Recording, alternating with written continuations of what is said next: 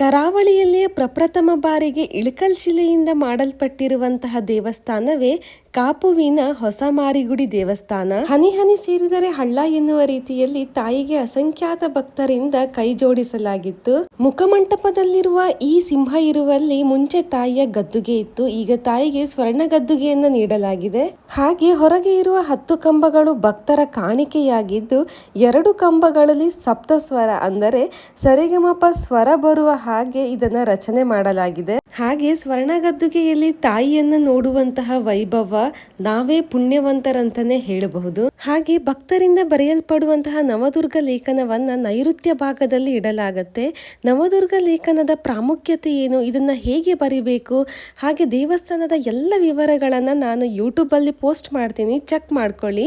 Video ಇಷ್ಟ ಆದ್ರೆ ಖಂಡಿತವಾಗಿ ನನ್ನ ಚಾನಲ್ನ ತಪ್ಪದೆ ಫಾಲೋ ಮಾಡಿ, ಲೈಕ್ ಮಾಡಿ, ಆದಷ್ಟು ವಿಡಿಯೋನ ಶೇರ್ ಮಾಡಿ. Thank you.